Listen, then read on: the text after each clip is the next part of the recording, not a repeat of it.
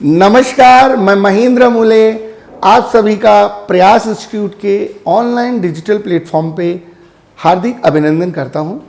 आज हम सबसे पहले MPPSC प्रिलिमिनरी का जो एग्ज़ाम 25 जुलाई को होना है, GS का फर्स्ट पेपर 10 बजे से 12 बजे और CSET का पेपर 2:15 से लेकर 4:15 बजे।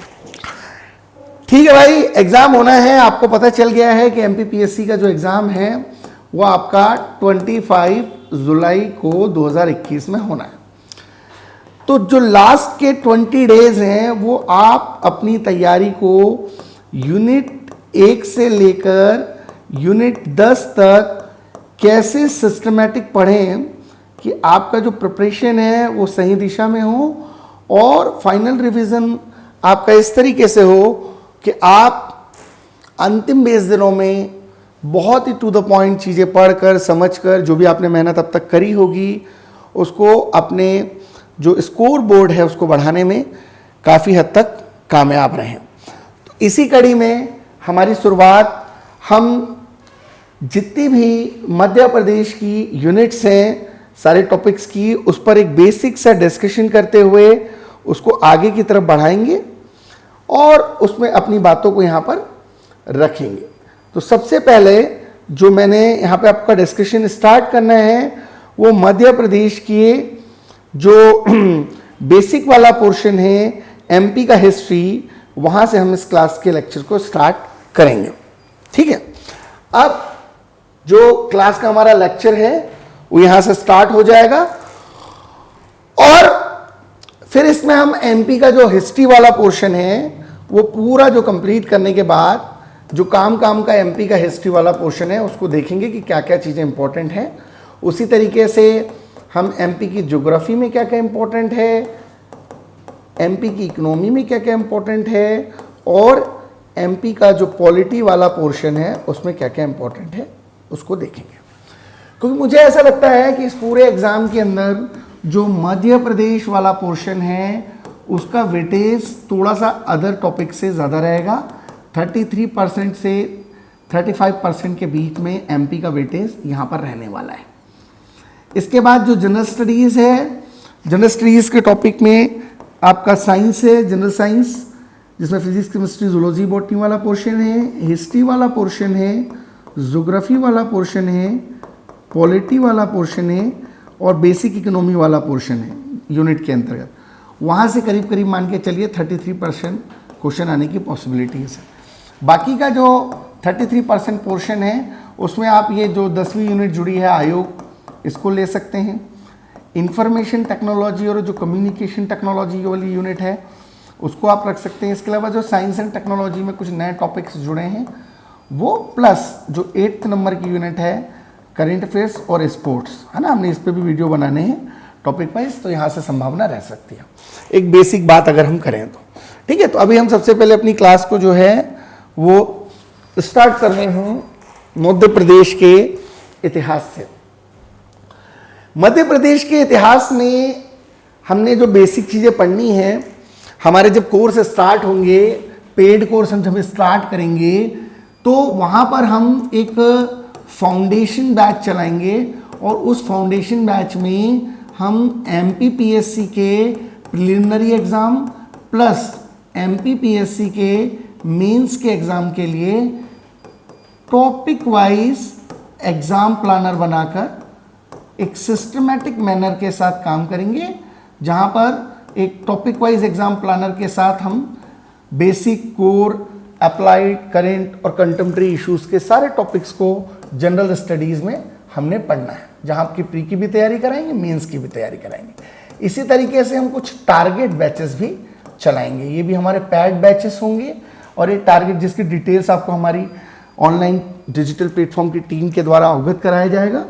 और ये जो हमारे टारगेट बैचेस होंगे, इन टारगेट बैचेस में हम प्रॉपर MPPSC प्रिलिमिनरी और MPPSC मेंस की लाइव आंसर राइटिंग के माध्यम से भी चीज़ें करवाएंगे। इसके अलावा हम जो UPSC 2021 की प्रिलिमिनरी के एग्ज़ाम हैं इसके लिए भी एक बैच चलाएंगे और एक अंडर ग्रेजुएशन वाला बैच भी हम फाउंडेशन कोर्स का 1 ईयर 2 ईयर और 3 ईयर के लिए प्लान कर रहे हैं उस पर हम बात करेंगे। साथ ही जनरल स्टडीज़ के हम ऐसे लेक्चर्स के लिए भी मॉड्यूल्स तैयार करेंगे जो डिफरेंट एग्जाम की तैयारी करने वाले बच्चों के लिए कहीं ना कहीं बेनिफिट होगा।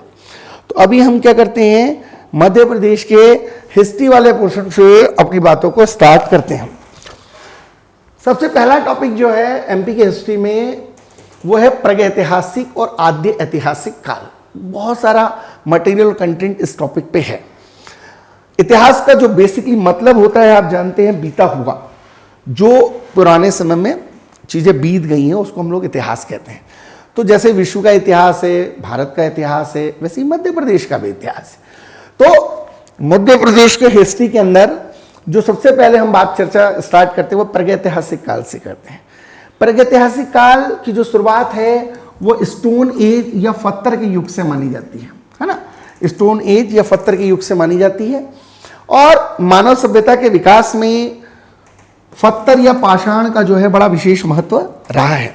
पत्थर से मनुष्य ने भोजन एकत्रित किया, बहुत सारे परिधान प्राप्त किए, इसके अलावा जो है आवास बनाए, साथ ही पाषाण ने मनुष्य को कलाकार भी बना दिया और आविष्कारक भी बना दिया।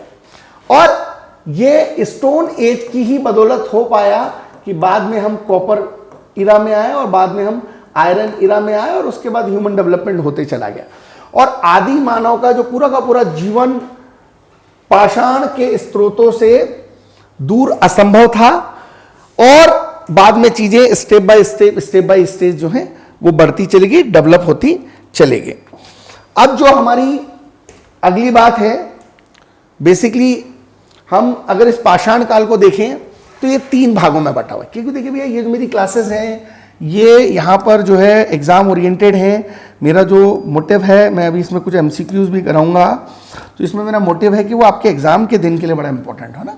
तो हमारा जो कोर्स स्टार्ट होगा फाउंडेशन बैच का वो हम थोड़ा उस तरीके से लेंगे। ये भी हमारा थोड़ा 25 जुलाई के लिए जो हमने प्लान किया ना, 20 डेज में हम आपको करीब करीब मान के चलिए 75 से 100 घंटे के बीच में क्लास कुछ ऐसी देना चाह रहे हैं जिसको जो आप पढ़ करके जो है आपका प्रिलिमिनरी का जो एग्ज़ाम है वो प्रीलिम्स फोकस जो आपकी स्टडी है वो बढ़िया हो पाए और आप कहीं ना कहीं प्रीलिम्स का एग्ज़ाम अच्छे से दे पाए। जिस तरीके की पिछले लास्ट 2-3 महीने की कंडीशंस रही हैं उस पर डिस्कशन करके आपका और हमारा दोनों का समय हम जाया नहीं करेंगे।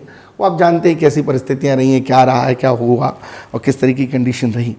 तो अभी हमको अगले 20 दिन में कैसे रणनीति बनाना है हम उस पर चर्चा कर रहे हैं। तो सबसे पहले पाषाण युग की अगर हम बात करें तो जो पाषाण युग है वो बेसिकली 3 भागों में बटा हुआ है। जो पहला युग है पाषाण युग का वो है पाषाण काल, वो है आपका पाषाण काल वाला युग है। पहला जो स्टेज है वो है पाषाण काल, इसको पैलेलिथिक एज कहा जाता है। अभी तो मैं क्रैश कोर्स जो है इसमें जो है कॉमन बैच जो है हिंदी इंग्लिश बायलैंग्वेज लेने की कोशिश भी करूँ तो पाठ्यक्रम पूरा नहीं हो पाएगा। तो मेरे जो फाउंडेशन बैचेस हैं उसमें मेरी क्लासेस बायलैंग्वेज भी रहेंगी और इंग्लिश हिंदी मीडियम के लिए सेपरेट जो है लेक्चर्स आपको प्रोवाइड किए जाएंगे। क्योंकि अभी हमारे पास समय कम है ना, इसलिए थोड़ा हम समय को ध्यान में रख के काम कर रहे हैं। तो जो पाषाण एज है, जो स्टोन वाला एज है, स्टोन वाला जो एज है वो बेसिकली 3 भागों में बटा है। पहला पाषाण जिसको हम पैलेलिथिक एज कहते हैं, दूसरा है मध्य पाषाण जिसको हम मेसोलिथिक एज कहते हैं और तीसरा है नव पाषाण जिसको हम न्यूलिथिक एज कहते हैं। अगर हम तीनों ही इरास के बारे में बात करें तो पैलेलिथिक एज जो है आज से 20 लाख से लेकर 9000 साल पहले का समय था। मतलब कि 20 लाख से लेकर के 9000 ईसा पूर्व, आज से 20 लाख ईसा पूर्व से लेकर 9000 ईसा पूर्व के जो बीच का समय था वो था आपका पूरा पाषाण काल। अगर हम मध्य पाषाण या मेसोलिथिक की बात करें तो ये करीब करीब जो था वो 9000 से लेकर के 4000 ईसा पूर्व के बीच में था। और जो तीसरा है वो न्यूलिथिक है जो कि 4000 लाख ईसा पूर्व से लेकर के 2000 ईसा पूर्व बीसी के बीच में है। ठीक है ना। तो ये आपको यहां पे दिमाग में एक चीज यहां पे क्लियर कर लेनी है कि भाई किस तरीके की चीजें यहां पर आपको देखनी है, समझनी है और उसी संदर्भ में हम अपनी बातों को यहां पर रख रहे हैं। ठीक है। तो जो सबसे इंपॉर्टेंट बात है कि जो पूरा पाषाण काल है, मध्य पाषाण काल है और नव पाषाण काल है, इसको मध्य प्रदेश के अगर हम संदर्भ में देखें तो आपको एक बेसिक बात जो दिमाग में रखनी है, मेरा लेक्चर के दौरान पूरा कोशिश रहेगा कि मैं अकॉर्डिंग टू सिलेबस जो इंपॉर्टेंट चीज़ें हैं वो सारी की सारी यहाँ पे डिस्कस कर लूँ, जो आपके लिए काम के फ़ायदे के लिए कहीं ना कहीं आपको फ़ायदा दें। और जो आपका यूनिट 1 है उसको आप हमारे साथ प्लान करके अभी इस तरीके से करेंगे तो आप देखेंगे आपको हम 20 दिन के अंदर यूनिट 10 तक कैसे फाइनल रिवीजन तक लेके जाएंगे स्पीड के साथ, है ना। तो मध्य प्रदेश की हिस्ट्री से हम क्लास की शुरुआत कर रहे हैं और आज संभवतः हम अपने नेक्स्ट टॉपिकों पर भी चर्चा करेंगे। तो जो पूरा पाषाण काल था, पैलियोलिथिक एज वाला, ये 20 लाख साल से लेकर के 10,000 ईसा पूर्व भी मिलता है कुछ किताबों में। तो 20 लाख से 10,000 साल, 9,000 साल ईसा पूर्व के बीच का समय था। और यहाँ जीवन का जो निर्वाह है वो बेसिकली शिकार पर आधारित था। मतलब इस समय के लोग जो है बेसिकली शिकार किया करते थे, उनका जो मेन मोटिव था वो शिकार था। इसके साक्ष्य भीमबेटका से, रायसेन से प्राप्त हुए।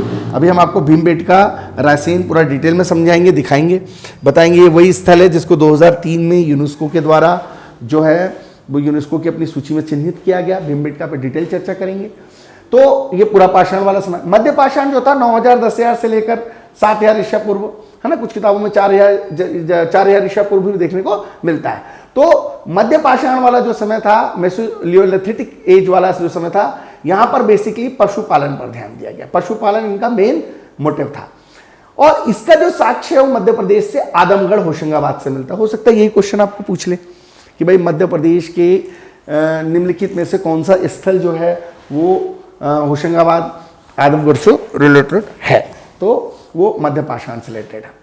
और इसके बाद हम बात करेंगे नवपाषाण की। तो नवपाषाण 7,000 से 4,000 के बीच में था और इसका जीवन निर्वाह बेसिकली कृषि पर आधारित था। और मध्य प्रदेश में इसके साक्ष्य दमोह के हटा, है ना, मामा भांजा शैलाश्रय जो पचमढ़ी के अंदर है वहां से प्राप्त होते हैं। हो सकता है आपसे यही क्वेश्चन पूछ ले कि भाई मामा भांजा शैलाश्रय कहाँ पर है। तो एक बेसिकली थोड़ा सा एक बार फिर से देख लें आप कि पूरा पाषाण जो है, पैलियोलिथिक एज जो है, ये बेसिकली शिकार पर बेस्ड था।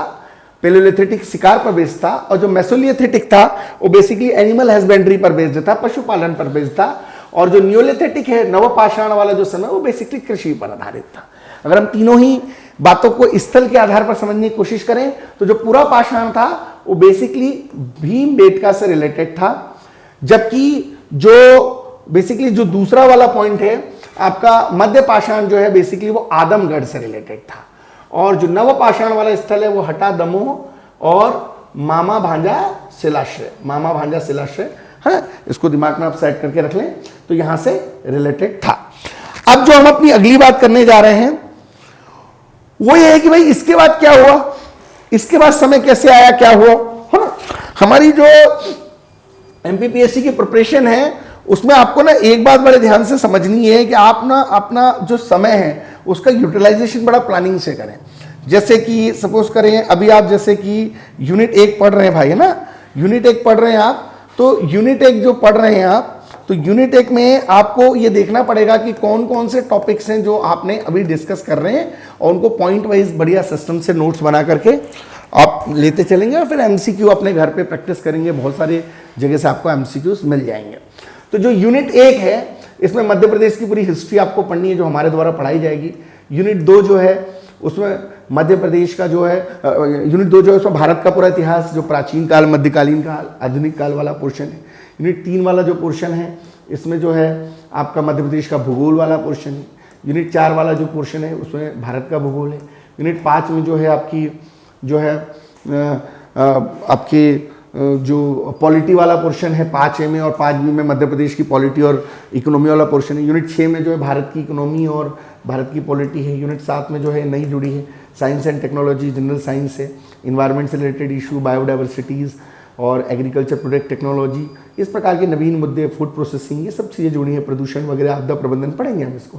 यूनिट 8 में हम स्टार्ट करेंगे करंट अफेयर्स और स्पोर्ट्स वाला। यूनिट 9 जो है वो आपका इन्फॉर्मेशन टेक्नोलॉजी और यूनिट 10 जो है आयोग। अगर प्रॉपर एक यूनिट को अगर आप अभी भी 2 दिन देना तो आराम से आप 7-7, 8-8 घंटे में फाइनल रिवाइज कर सकते हैं। चल हम वापस टॉपिक पे आते हैं।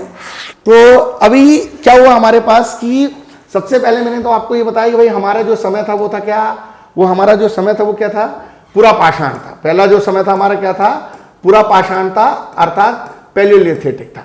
पैलियोलिथिक समय क्या था, पैलियोलिथिक समय क्या था, मैंने बताया कि भाई उस समय शिकार करते थे लोग, और पैलियोलिथिक समय में शिकार करते थे।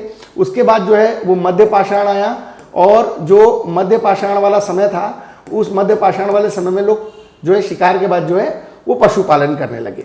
और फिर मध्य पाषाण के बाद जो नव पाषाण वाला समय आया, तो जो नव पाषाण वाला समय आया, न्यूलिथिक वाला जो समय आया, इसमें लोग कृषि करने लगे।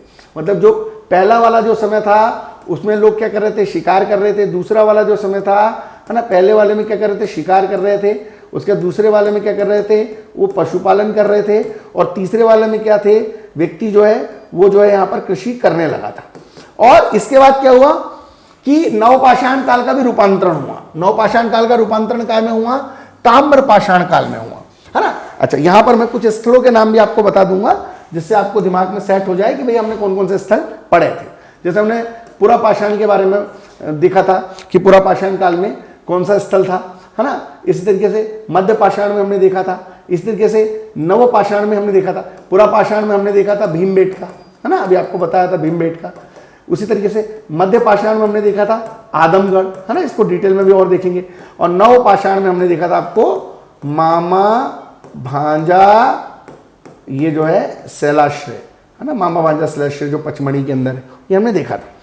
और फिर हमने बताया कि भाई किस तरीके से फिर जो नव पाषाण वाला समय है, उस नव पाषाण वाले बेसिकली समय के अंदर जो है वो फिर यहाँ पर ये ताम्र पाषाण चीजें आ गई, ये रूपांतरण हो गया, ये ट्रांसफॉर्मेशन हो गया, और पूरा पाषाण से मध्य पाषाण बना, मध्य पाषाण से नव पाषाण बना।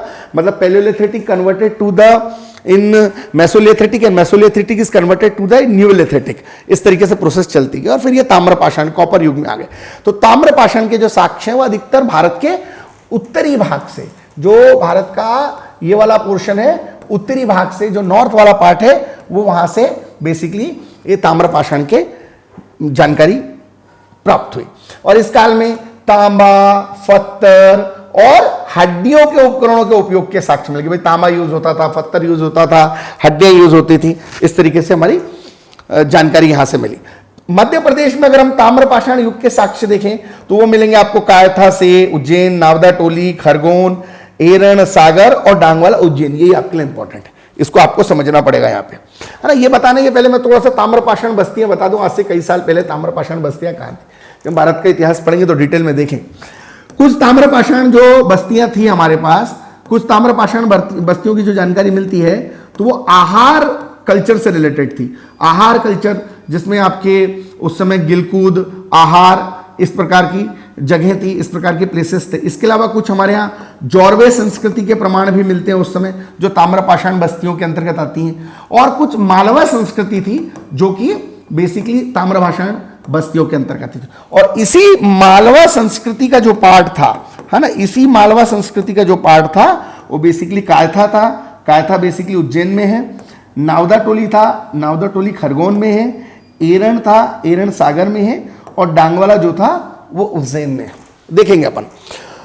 तो यहां पर जो मेरा मेन मोटिव था समझाने का वो ये था कि भाई कैसे मध्य प्रदेश में पुरा पाषाण, मध्य पाषाण और नव पाषाण में कन्वर्टेड होकर ताम्र पाषाण बस्तियां आई। और भारत में अगर देखें तो ताम्र पाषाण बस्तियों के प्रमाण उत्तरी क्षेत्र में मिलेंगे। मूलतः आहार संस्कृति, जारवे संस्कृति, है ना, जॉर्वे में आपके देमाबाद है ना, इस प्रकार की चीजें। आहार में आपके गिलकुंद है। और मालवा संस्कृति के अंतर्गत कायथा है उज्जैन, नावदा टोली खरगोन, एरण सागर और डांगवाला उज्जैन। इसके बाद जो है वो महापाषाण काल के भी प्रमाण यहां पर देखने को मिलते हैं। महापाषाण काल के भी प्रमाण देखने को मिलते हैं। और महापाषाण काल के प्रमाण जो देखने को मिलते हैं वो ताम्र पाषाण संस्कृति के बाद मिलते हैं।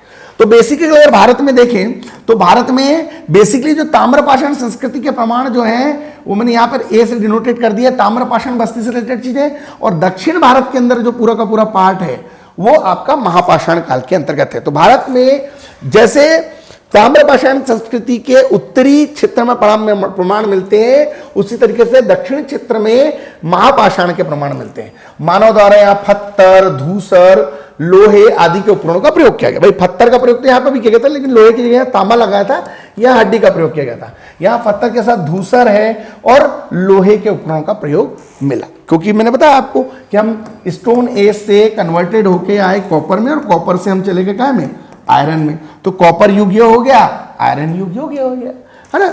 वो कहते हैं किसी भी देश काल या परिस्थिति में प्राथमिकता वे होती हैं जो तत्कालीन सामाजिक चिंतन की अनिवार्यताओं में शामिल होता है। तो तीन चीजें धीरे धीरे स्टोन से कॉपर में, कॉपर से आयरन में आती है।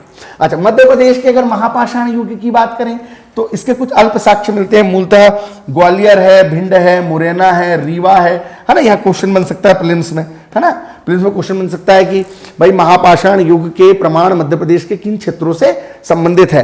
तो आपको दिमाग में रखना भैया, मध्य प्रदेश के ग्वालियर से है महापाषाण, भिंड से है, मुरैना से है, और इसके अलावा जो सबसे इंपॉर्टेंट है वो है भाई आपके रीवा से, वो है रीवा से, है ना। ये बहुत ही इंपॉर्टेंट पॉइंट है जो मैं यहाँ पे डिस्कस कर रहा हूं एग्जाम के पॉइंट ऑफ। ये मेरा प्रॉमिस है आपसे, थोड़ा समय लग गया हमको चीजों को वो करने में, क्योंकि चीजें बहुत कॉम्प्लिकेटेड हैं और डिटेल में अगर आप पढ़ना चाहते हैं तो समय लगता है। ये मेरी बेसिकली अभी भैया प्रीलिम्स की क्लास में आपको फिर क्लियर कर दूं कि ये मेरा जो बैच चल रहा है भैया, ये क्रैश कोर्स है, और ये क्रैश कोर्स जो है ये सभी के लिए बिल्कुल बेनिफिशियल हो सकता है। अगर आप ईमानदारी से इसको पढ़ लेंगे ना भाई, तो आपका जो प्रीलिम्स का एग्जाम है वो श्योर निकलेगा। बस आपने करना क्या है कि हमारे 4 घंटे के वीडियो सुनने के बाद लगभग 6-7 घंटे आपको अपने स्तर पर भी पढ़ाई जारी रखनी है, क्योंकि अगले 20 दिन में अगर आप प्रतिदिन 8 से 10 घंटे देते हैं तो निश्चित तौर पे आपका फाइनल रिवीजन होगा। और अगर आपका 10 यूनिट का यूनिट 1 से लेकर यूनिट 10 का फाइनल रिवीजन आप करने में सफल हो गए तो आपको एग्जाम कहीं ना कहीं निकलेगा, आप स्कोर कार्ड के नजदीक पहुंच जाएंगे।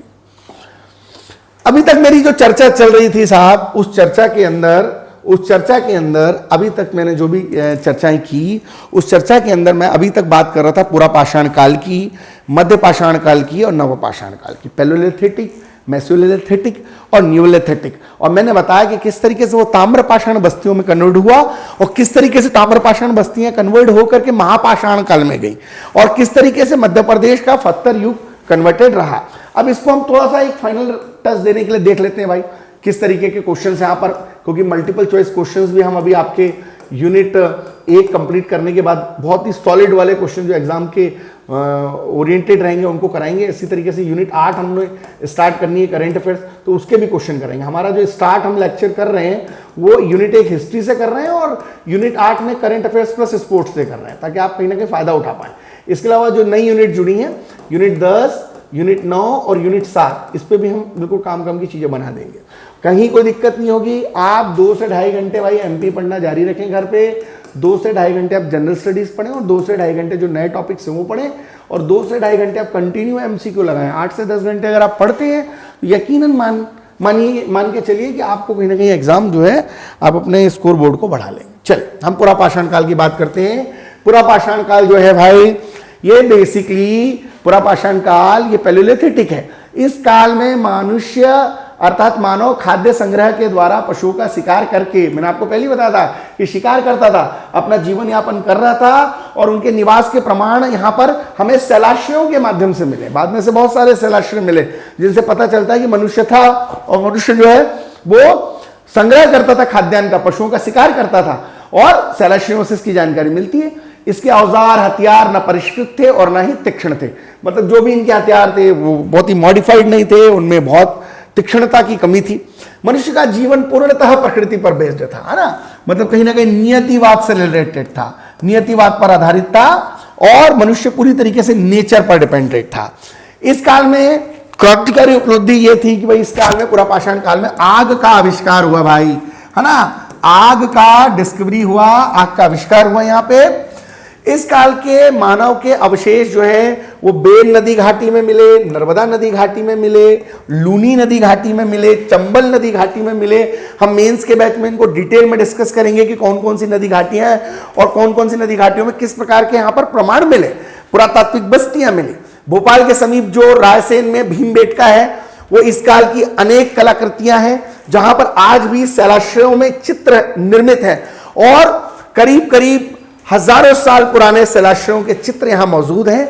मध्य प्रदेश के भीमबेटका, मध्य प्रदेश के आदमगढ़, मध्य प्रदेश के हथनोरा, ये पूरा पाषाण स्थल है जहां इसके साक्ष्य मिलते हैं। हो सकता है प्रीलिम्स में यही क्वेश्चन मिल जाए कि निम्नलिखित में से पूरा पाषाण स्थल कौन नहीं है, भीमबेटका, आदमगढ़, हथनौरा, पचमढ़ी, इस तरीके का क्वेश्चन बन सकता है। तो आपको दिमाग में इसको रखना है। और पूरा पाषाण काल में जो मेन बात है मैंने बताई आपको कि नंबर एक बात जो सबसे इंपॉर्टेंट है, जो आपको यहां पर नोट डाउन करना चाहिए, वो ये है साहब कि भाई यहां पर सबसे पहले शिकार के प्रमाण मिले। ठीक है। दूसरी चीज जो सबसे इंपॉर्टेंट है, प्रकृति पर निर्भर थे। तीसरी चीज, आग का आविष्कार किया। चौथी चीज, बहुत सारी नदी घाटियां यहां पर मौजूद हैं। इसके बाद महत्वपूर्ण चीज, भीमबेटका, आदमगढ़ और हथनौरा, ये तीनों ही स्थल पूरा पाषाण काल से संबंधित है।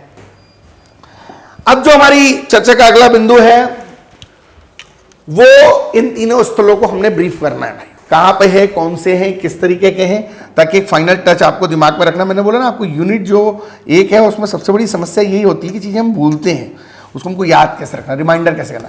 पहले नंबर पर है हथनौरा। हथनौरा नर्मदा नदी के निकट में है। यहां मानव जीवाश्म या मानव की जो है खोपड़ी मिली, उसका पहला प्रमाण मिला। और 1982 में 1982 में अरुण सोनकिया के द्वारा यहां पर यह उत्खनन हुआ। वर्तमान में मध्य प्रदेश के होशंगाबाद में। हो सकता है क्वेश्चन बन जाए हथनौरा कहां पर है। हथनौरा जो है मध्य प्रदेश के होशंगाबाद में है। दूसरा है भीमबेटका, मैंने अभी आपको बताया मध्य प्रदेश के रायसेन जिले में है। आवासीय पुरा स्थल है। 1957, 57, में विष्णु श्रीधर काकणकर के द्वारा इसकी खोज की गई।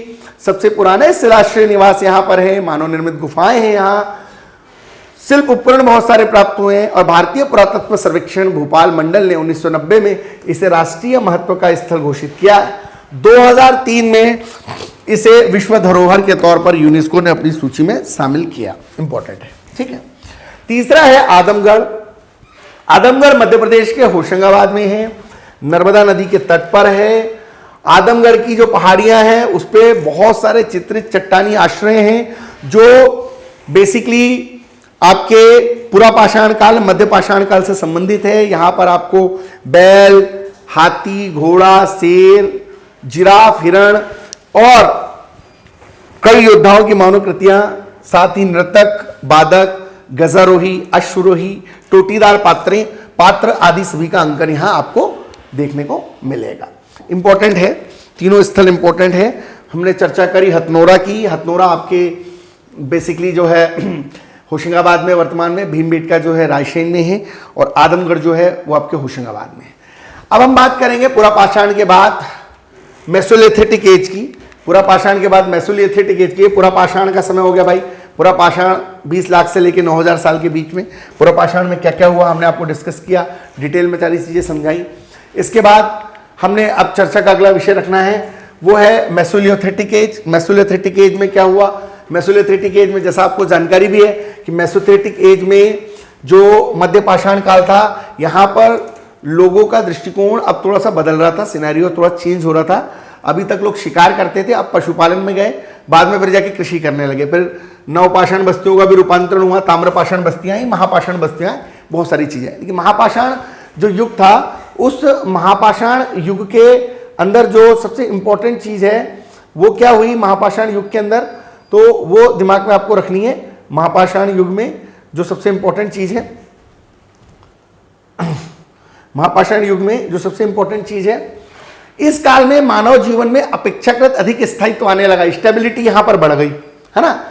संचरण क्षेत्र में विस्तार हुआ, इनका जो घूमने फिरने का एरिया है वो बड़ा, ब्रॉडनेस आई उसमें। अनेक नवीन क्षेत्र में भी पाषाण संस्कृति का उद्भव मिलता है और इस कारण में मनुष्य जो है वो पशुपालक हो गया, एनिमल हस्बेंड्री की तरफ चला गया। मैंने आपको बताया भी था कि पहले मनुष्य शिकारी था, शिकारी के बाद जो है वो पशुपालक बन गया और पशुपालक बनने के बाद वो फिर खेती करने लगा, फिर वो आधुनिक मानव बन गया, तो पशुपालक हो गया। आखेट के तरीकों में, शिकार करने के तरीकों में सुधार हुआ, उसके औजार कंपैरेटिवली नुकीले हुए, पहले से जो तीक्ष्ण नहीं थे, जो परिष्कृत नहीं थे, वो थोड़े नुकीले हुए।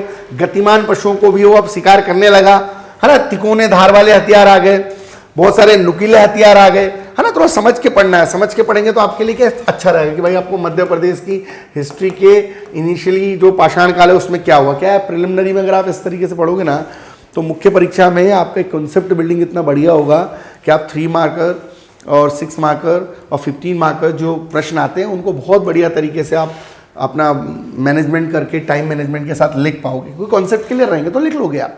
तो मध्य प्रदेश में पुरा पाषाण के बाद जो मध्य पाषाण है, तिकोने धार वाले हथियार जो नुकीले बहुतायत से मिले, और मध्य पुरा पाषाण के अंदर पुरा पाषाण के मध्य पाषाण युग में मध्य प्रदेश का बहुत सा स्थल संबंधित रहा, जैसे पचमणी है, भीमबेटका है, आदमगढ़ है, जबलपुर है ना, मंदसौर, सीधी, पूर्वी और पश्चिमी निमाड़, शहडोल, दमोह, सिवनी, रीवा, मंडला, छतरपुर, विदिशा, गुना, होशंगाबाद, नरसिंहपुर, देवास, छिंदवाड़ा, उज्जैन, ये पूरी मध्यकालीन बस्तियां यहाँ रहीं और यहाँ से औजार भी बहुत सारे मिले। हमारे को 3 याद रखना इंपॉर्टेंट है हमारे लिए।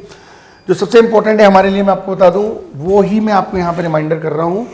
पचमणी मध्य प्रदेश के होशंगाबाद में है, प्रसिद्ध शैलाश्रय मामा भांजा भी यहाँ पर है, मामा भांजा शैलाश्रय। इसके अलावा जो जम्बू द्वीप है और डोरोथी द्वीप है ना, अभी सीएम साहब गए भी थे यहाँ पर, तो ये करंट अफेयर्स के अंतर्गत पूछा जा सकता है। तो जो पचमणी है, पचमणी जो है वो जम्बू द्वीप और डोरोथी द्वीप, ये यहाँ पर जो प्रसिद्ध शैलाश्रय यहीं पर है। इसके अलावा आदमगढ़, आदमगढ़ बहुत इंपॉर्टेंट है, पुरा पाषाण काल से लिया गया है, जो होशंगाबाद में है, नर्मदा नदी के तट पर। और तीसरा जो है भीमबेटका, जिसके बारे में मैं बता चुका हूं आपको कि पुरा पाषाण काल से संबंधित स्थल रहा है, संबंधित स्थल रहा है। तो अभी तक की जो चर्चा हमारी रही वो पुरा पाषाण काल, मध्य पाषाण काल रही, और अब हम अपनी चर्चा नव पाषाण काल, न्यूलिथिक एज पर चर्चा करने जा रहे हैं। और जो न्यूलिथिक एज है उसमें जो सबसे इंपॉर्टेंट पॉइंट है न्यूलिथिक में, वो जो हमको यहाँ पर डिस्कशन करना है, न्यूलिथिक के अंदर हमको जो सबसे इंपॉर्टेंट डिस्कशन करना है वो ये है कि इसमें न्यूलिथिक के अंदर अभी तक जो मनुष्य शिकार कर रहा था, पशुपालन कर रहा था, जो मनुष्य पुरा पाषाण काल में शिकार कर रहा था, जो मनुष्य मध्य पाषाण काल में पशुपालन कर रहा था, वो अब थोड़ा सभ्य हो गया, और वो नव पाषाण काल आते आते, न्यूलिथिक एज में आते आते जो है, न्यूलिथिक एज में वो कृषि करने लगा, वो एग्रीकल्चर करने लगा, और एग्रीकल्चर करने के बाद उसकी चीजें थोड़ी बदली। तो यहां पर जो सबसे इंपॉर्टेंट चीज है, यहां पर न्यूलिथिक एज में वो सबसे इंपॉर्टेंट चीज है कि यहां पर उसने कृषि पर ध्यान देना चालू किया। कृषि के प्रमाण मिलते हैं, कच्चे घरों के साक्ष्य मिलते हैं यहां पर। इसके अलावा नवपाषाणकालीन युग में गेहूं, जौ और कपास, ये तीनों हम समझ सकते हैं कि यहां पर उत्पादन उन्होंने चालू कर दिया। भाई मेरी क्लासेस जो है थोड़ी स्पीड लग रही होगी आपको, क्योंकि ये मेरा भाई क्रैश कोर्स है। ये उन बच्चों के लिए है जो 2021 का प्रीलिम्स का जुलाई में होने वाला 25 तारीख का एग्ज़ाम बहुत अच्छे से कर पाए। बाद में हमारे जब फाउंडेशन बैचेस चालू होंगे, प्रीलिम्स के लिए अलग, मेंस के लिए अलग, प्री प्लस मेंस के लिए अलग एमपीपीएससी में, और यूपीएससी के लिए प्रिलिमिनरी मेंस के लिए अलग, साथ में live answer writing, MCQ question practice, और भी डिफरेंट कोर्सेज हमारे जो स्टार्ट होंगे। उसकी क्या प्रोसेस होगी वो हमारी पूरी ऑनलाइन प्रयास की डिजिटल टीम आपको डिस्कस करेगी, और उसमें फिर हम बहुत डिटेल में जाके चीज़ों को बताएंगे। अभी तो हमारा मेन मोटिव है 25 जुलाई मॉर्निंग 10 से 12 और 2:15 से 4:15, ये दोनों पेपर आपके अच्छे जाएं और आप एग्ज़ाम में अपने स्कोर अच्छा करके मेंस देने की कंडीशन में आ जाएं। ये हमारा मेन मोटिव है ना। तो चलिए, ये नवपाषाण काल में, न्यूलिथिक एज में जो है वो कृषि से संबंधित चीज़ें हैं। यहाँ पर खाद्यान्न उत्पादन का आविष्कार हुआ, फूड प्रोडक्शन हुआ, पशुओं के उपयोग की जानकारी यहाँ पर आई, पशुओं के उपयोग की जानकारी, स्थिर ग्राम्य जीवन का विकास हुआ, पहिए आ गए यहाँ पर, मृदभांड या मिट्टी के बर्तन आ गए, सारी चीज़ें डेवलप हो गई। आप देखिए खाद्यान्न उत्पादन हो गया भाई, है ना, पशुओं के उपयोग की जानकारी आ गई, स्थिर ग्राम व्यवस्था आ गई, पहिया का विकास हो गया, मृदभांड आ गया, सब अच्छा हो गया।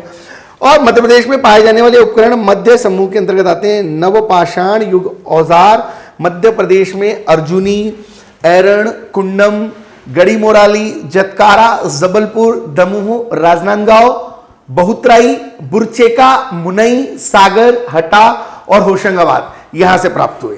थोड़ा डिटेल में है, इसको देख लेंगे आप, ठीक है ना। और बहुत सारी चीजें हैं जिनको हमने डिस्कस करना अपनी आगे की क्लासेस में। और नवपाषाण काल में क्या क्या हुआ आपको बताया। इसके बाद आता है ताम्रपाषाण काल। तो ताम्रपाषाण काल में जो बेसिकली जो चीजें हुई ताम्रपाषाण काल में, मैंने आपको डिस्कस किया था कि भाई नवपाषाण का रूपांतरण हुआ। अब मनुष्य पत्थर से जो है धीरे धीरे सबसे पहले मनुष्य ने जो शिकार करना चालू किया, फिर उसने जो है पशुपालन किया, फिर एग्रीकल्चर किया, आग की खोज कर ली, सारी चीज हो गया, वो ताम्रपाषाण कैलोलिथिक एज में आ गया। जिस काल में मनुष्य ने पत्थर और तांबे के औजारों का साथ साथ प्रयोग किया, जब पत्थर और तांबे के औजार है ना, स्टोन और कॉपर दोनों को कॉमन यूज किया, तो उसको ताम्रपाषाण संस्कृति कहते हैं। इसे नवपाषाण ताम्रपाषाण काल भी कहा जाता है। जिस धातु को औजारों में प्रयुक्त किया गया वो पहली बार था तांबा। ऐसा माना जाता है कि तांबे का पहला प्रयोग आज से 5000 साल पहले हुआ था। तो ताम्रपाषाण युगीन मानव ने भारत में पहली बार ग्रामीण सभ्यता की स्थापना की। तो पहली बार रूरल कल्चर यहां पर देखने को मिला। ताम्रपाषाण युग के लोग लेखन कला नहीं जानते थे, ना ही नगरों में निवास किया करते थे। कांस्य युग में मानव नगरवासी हो गए और तकनीक की दृष्टि से ताम्रपाषाण अवस्था हड़प्पा की कांस्य युगीन सभ्यता से पहले की संस्कृति थी। हम मुख्य परीक्षा में इस पर डिटेल में चर्चा करेंगे। यहाँ पर ये समय नहीं है कि हम इस पर डिस्कशन करें, क्योंकि ये मैं बोल रहा हूँ आपको क्रैश कोर्स है हमारा, तो क्रैश कोर्स में हम लोग यहाँ पर कुछ बेसिक चीज़ों को देख रहे हैं। पाषाण युग के बाद धातु युग आया। धातुओं में तांबा सबसे पहले यूटिलाइज किया गया। धातु युग में सबसे पहले तांबा यूज किया गया। कई बार परीक्षा में पूछ लेता कि भाई सबसे पहले किसका यूज किया गया, तो भाई सबसे पहले जो यूज किया गया वो तांबे का यूज किया गया। ताम्र युग इसको कहा जाता है। कालांतर में ऐसा लगा, मनुष्य को ऐसा लगा कि वो ये प्रिलिमिनरी की हम लोग थोड़ा इसलिए डिटेल डिस्कस कर रहे हैं क्योंकि प्रिलिमिनरी में भी क्वेश्चंस जो है उनका लेवल थोड़ा अच्छा रहेगा मुझे लगता है। तो मनुष्य को अनुभव किया कि वो अति कठिन कार्यों के लिए तांबा अधिक उपयोगी नहीं है। इसकी आवश्यकता की कमी की पूर्ति के लिए मनुष्य ने फिर धीरे से जो है तांबे के बाद जो है वो कांस्य का प्रयोग कर लिया। तो आने वाले समय को बाद में कांस्य युग कहा गया। ताम्र युग के बाद सीधे कन्वर्टेड हो गया कांस्य युग में। तांबे और कांसे की सामग्री की विशेषता उत्तर भारत में उपलब्ध हुई।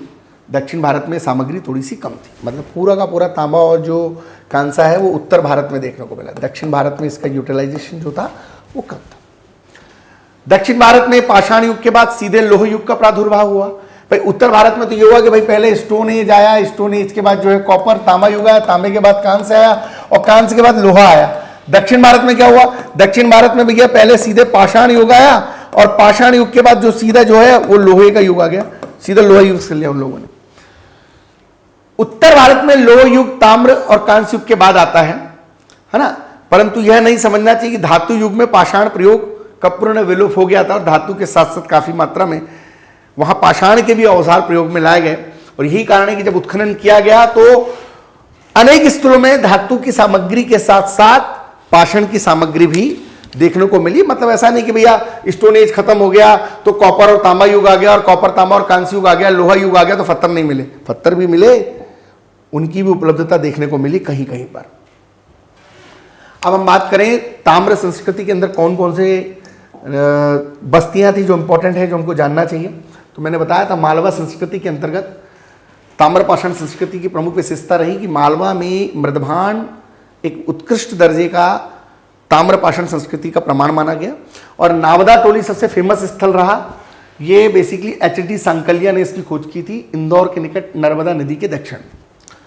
और यहाँ पे बहुत सारे चित्रित काले और लाल मृदभांड मिले जिन्हें मालवा मृदभांड के नाम से जाना जाता है। और कताई बुनाई और चरखे तकलियां आदि यहाँ से प्राप्त हुई। मैंने आपको बताया था अभी कुछ देर पहले कि भाई आहार संस्कृति थी, एक जौरवे संस्कृति थी और एक मालवा संस्कृति थी। आहार संस्कृति का जो संबंध था वो राजस्थान वाले क्षेत्र से था और जो है जौरवे संस्कृति का संबंध देमाबाद महाराष्ट्र वाले क्षेत्र से था। मालवा संस्कृति के अंदर नावदा टोली है। इसके अलावा कायथा है जो उज्जैन में है। कई बार पूछ लेता कायथा कहाँ पर है? चंबल नदी की सहायक नदी जो काली सिंध है उसके किनारे है। विष्णु वाकटकर जी के द्वारा इसका जो है उत्खनन किया गया था।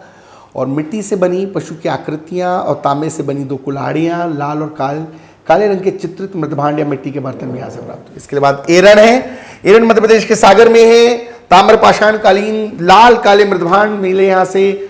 गेहूं की खेती, तांबे और पत्थर, औजार, झोपड़ी नुमा मिट्टी के घर आदि बहुत सारी चीजें मिली। एरन सागर याद रखें। बेसनगर विदिशा से रिलेटेड पुराना नाम है। ताम्रपाषाण संस्कृति। और डांगवाला बहुत फेमस जगह है, उज्जैन से रिलेटेड है। यहाँ पे भी लाल काले मृदभांड मिले, तांबे और पत्थर की मूर्तियां और औजार जैसे प्रमाण मिले। तो मालवा संस्कृति से रिलेटेड जो पहला पॉइंट है वो है आपका नावदा टोली, है ना। नावदा टोली पहला पॉइंट है। दूसरा पॉइंट है आपका कायथा, तीसरा है एरन, चौथा है बेसनगर और पांचवा है डांगवाला। तो जो नावदा टोली है वो बेसिकली जो है वो इंदौर के निकट है, इंदौर से रिलेटेड है ना। कायथा जो है वो बेसिकली उज्जैन से रिलेटेड है, एरन जो है बेसिकली वो सागर से रिलेटेड है, बेसनगर विदिशा और डांगवाला बेसिकली उज्जैन।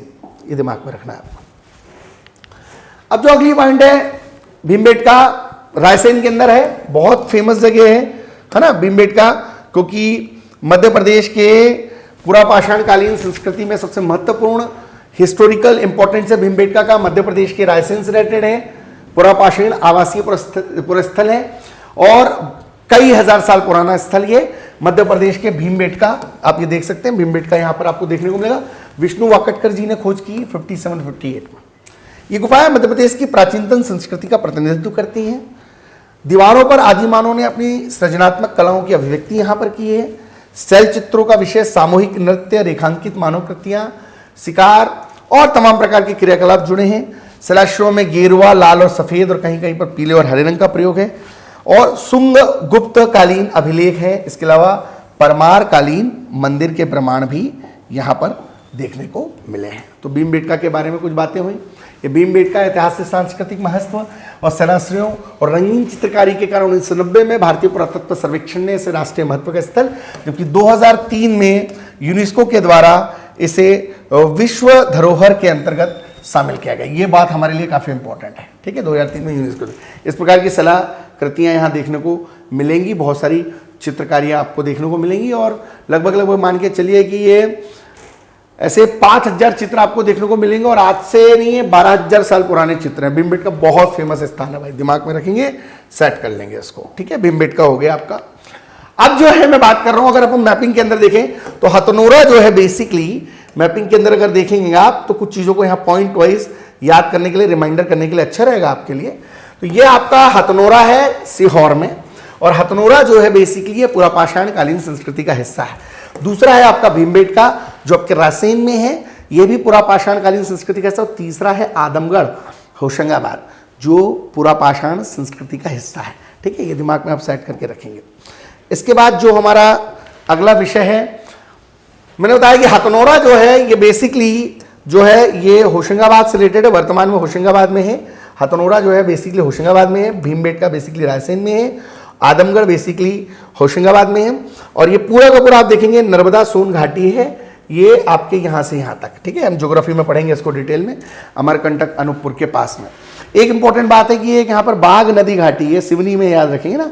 बाघ की गुफाएं धार में है भैया, बाघ की गुफाएं ये धार में है, वो अलग चीज है।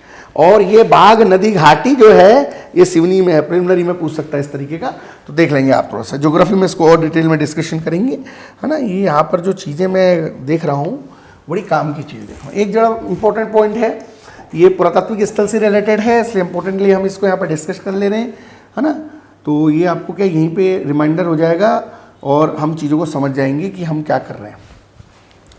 ये बेसिकली इंदौर में जानापाव की पहाड़ी है और ये जानापाव की पहाड़ी से अगर आप निकलेंगे तो आपको ये जो पूरा रेड वाला पोर्शन दिख रहा है ना, ये पूरा का पूरा रेड वाला जो पोर्शन है ये आपको चंबल नदी है और ये आपकी जो ये वाला ब्लू वाला पोर्शन देख रहे हो आप, ये आपकी छिपरा नदी है। तो आप जब यहां से निकलेंगे तो आपको यहाँ पे रुनीजा नाम का एक स्थान मिलेगा, ये भी एक पुराना पुरातात्विक स्थल है। रुनीजा उज्जैन में है ये, और ये आवरा करके एक जगह है जो मंदसौर में है। आवरा करके जगह है, ये मंदसौर में है। ये पुरातात्विक स्थलों में से ही है। इनको भी आप थोड़ा सा देख लेंगे, इनके अभी क्वेश्चन प्रैक्टिस में हम कुछ क्वेश्चंस हैं उनको देख लेंगे, डिस्कस कर लेंगे। और मध्य प्रदेश के अंदर जो इतिहास वाला पोर्शन है उसमें अब जितने भी प्रकार के मध्य प्रदेश के अंदर जो एमपी की हिस्ट्री आपने यहाँ पर हमारे माध्यम से कुछ समझने की कोशिश की यूनिट 1 में, इसके कुछ एमसीक्यूज हम यहाँ पर डिस्कस करेंगे इस टॉपिक से रिलेटेड। जो प्राद्य और ऐतिहासिक संस्कृति से रिलेटेड टॉपिक है उनको हम डिटेल में डिस्कस करेंगे बहुत अच्छे से, जिसमें हम मल्टीपल चॉइस क्वेश्चंस भी कुछ यहाँ पे करवाएंगे। हमारी कोशिश है कि हम मध्य प्रदेश की जो यूनिट 1 है उसके मैक्सिमम टॉपिक्स को इस तरीके से कवर करेंगे। आज की क्लास में हमने मध्य प्रदेश के पुरापाषाण, मध्य प्रदेश के मध्यपाषाण, मध्य प्रदेश के नवपाषाण और रूपांतरण के बाद जो ताम्रपाषाण बस्तियाँ और महापाषाण बस्तियाँ हैं उन पर डिस्कशन किया। कुछ प्लेसेस के बारे में हमने जानकारी दी, ठीक है। मध्य प्रदेश MPPSC प्रिलिमिनरी की तैयारी के लिए हमारे आगामी वीडियो आप यूट्यूब की चैनल में देख सकते हैं, महेंद्र मूले सर GS गुरु सर्च करके। और अभी की जो हमारी क्रैश कोर्स की क्लासेस है सभी के लिए टोटली फ्री हैं। आने वाले समय में हम MPPSC प्रिलिमिनरी, MPPSC मेंस के फाउंडेशन बैचेस और लाइव आंसर राइटिंग के जो टारगेट बैचेस हैं वो भी लेके आएंगे। साथ ही UPSC 2021 के लिए भी हम प्रिलिमिनरी, मेंस और लाइव आंसर राइटिंग, साथ ही MCQs और करंट अफेयर्स के लिए भी डिफरेंट टॉपिक्स पे वीडियोस हम टॉपिक वाइज बनाएंगे। और मैक्सिमम स्टूडेंट्स इसको शेयर करें, सब्सक्राइब करें और जो भी नीडेबल स्टूडेंट्स हैं उन तक पहुंचाएं। और निश्चित तौर पे आपको इसका बेनिफिट मिलना चाहिए। 25 जुलाई के लिए बिल्कुल मन लगा के पढ़ाई करें। 2 से 2.5 घंटे अपने मध्य प्रदेश कंटिन्यू पढ़ते रहें। MP की हिस्ट्री, MP की ज्योग्राफी, MP की पॉलिटी और MP की इकोनॉमी। इसी तरीके से 2 से 2.5 घंटे जनरल स्टडीज़ के topics, history, geography, polity, economy और जनरल साइंस की बेसिक चीज़ें देखते रहें। साथ ही नए टॉपिक्स जो यूनिट 7 में जुड़े हैं, साइंस और टेक्नोलॉजी से रिलेटेड चीज़ें, रॉकेट लॉन्चिंग से रिलेटेड, इन्वायरमेंट, बायोडाइवर्सिटी से रिलेटेड, इसके अलावा फूड प्रोसेसिंग से रिलेटेड टॉपिक, उन पे भी हम डिस्कशन करेंगे। आप कमेंट में जाके जो टॉपिक चाहते हैं उनको ज़रूर लिखें, हम ज़रूर कोशिश करेंगे वो टॉपिक्स भी हम आपको बनाएं। और यूनिट 7 के जो भी नवीन टॉपिक्स हैं, चाहे वो एग्रीकल्चर प्रोडक्ट टेक्नोलॉजी हो या फिर इसके अलावा जो फूड प्रोसेसिंग वाला टॉपिक हो और इन्वायरमेंट से रिलेटेड जो प्रदूषण वाला टॉपिक हो या डिजास्टर मैनेजमेंट वाला टॉपिक हो, उस पर भी हम कुछ वीडियोस बनाएंगे। साथ ही यूनिट 9 में जो इन्फॉर्मेशन टेक्नोलॉजी है, कम्युनिकेशन टेक्नोलॉजी है, इलेक्ट्रॉनिक्स है, रोबोटिक्स है, आर्टिफिशियल इंटेलिजेंस है, ई गवर्नेंस है, ई कॉमर्स है ना, इंटरनेट है, सोशल नेटवर्किंग साइट्स है, इन पे भी हम कुछ डिस्कशन करेंगे। और जो कमीशन वाली यूनिट 10 जुड़ी है, इस पर भी हम एक 3 घंटे का वीडियो बनाएंगे। ठीक है, थैंक यू सो मच। आप सभी इसी तरीके से देखते रहें, पढ़ते रहिए, खुश रहें, मस्त रहें और अपना पूरा 100% प्रिलिमिनरी के एग्ज़ाम के लिए दें। नमस्कार, मैं महेंद्र मूले। Thank you.